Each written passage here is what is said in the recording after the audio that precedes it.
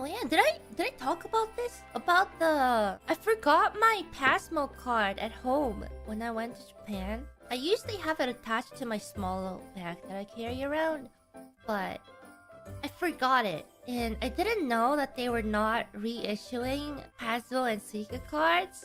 And I was like, yeah, but so I tried to get the whatchamacallit, the Pasmo passport. I was able to get one, but I didn't really want to use it because the Pasmo passport, you can't, like, it expires after 28 days. So any money left on it is gone. I usually load up my card quite a bit because sometimes I used to just buy stuff from the konbinis and stuff, or like just buy stuff in general.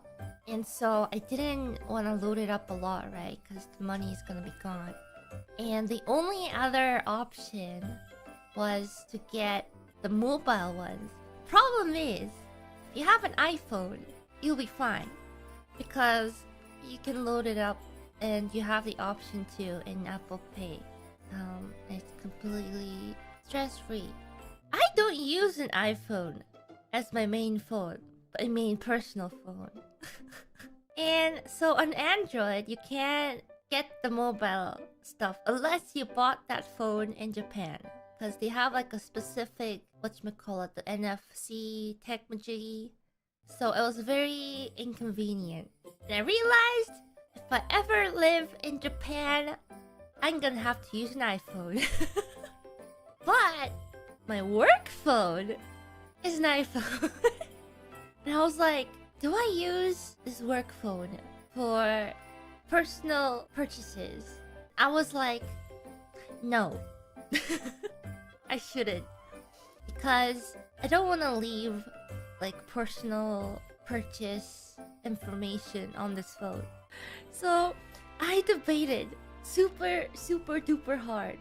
And so I decided to get a new phone. So I had to literally use whatever money was left on the Pasmo passport and then go to an Apple store. And there's a upside to this because when I travel in Japan, I don't really like the pocket Wi-Fi's anymore because they're one, take up space in your bag. Two, you have an extra thing to charge every day. Three, their speeds are pretty slow. I'll be honest, they're pretty slow. So I have a Japanese SIM card. Usually I switch the SIMs out with my main phone. So I get the data on my main phone. But I was like, what if I use this Japanese SIM with this new phone?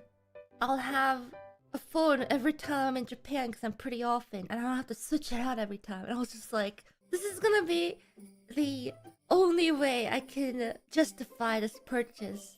And so that's what happened. It is pretty handy though, having this phone in Japan, because it's just so much easier to load it up, because you don't have to load it up by going to the station or anything. You just load it up with your credit card through Apple Pay, and you're just like... And usually, you know, you're near the station, you're already looking at your phone, and so you don't even have to take it out. You just like, as you're looking at the phone and doing your own stuff, you just tap it. Like where you would tap a Pasmo card, and it just goes beep, and then you're in. I'm just like... It's surprisingly convenient indeed. I really wish that they allowed not Japanese phones to be able to use the card, because, you know, it's kind of misleading because it says, like, you'll see like the Google Pay icon accepted at like the Pasmo, like, and Suica, but it's only like Japanese phones. And also what I learned is that I can't use Pasmo because it says it accepts foreign credit cards, but it does not. I don't know, when was the first time I went to Japan? Like 2017 or something? Ever since then, I've been using Pasmo. But I had to switch to Suica, because Suica accepts my credit card, and I was just like, well, there you go. Low-key, Suica's mascot is cute. It's pretty good. You know, maybe you're someone who doesn't go to Japan as often and you remember that you had a Suica or Pasmo card or any of the other IC cards. heard the regular IC cards are back limited station. I heard about that, and that was one of the options I thought about. But then after I thought about the convenience of having it on my phone, I was like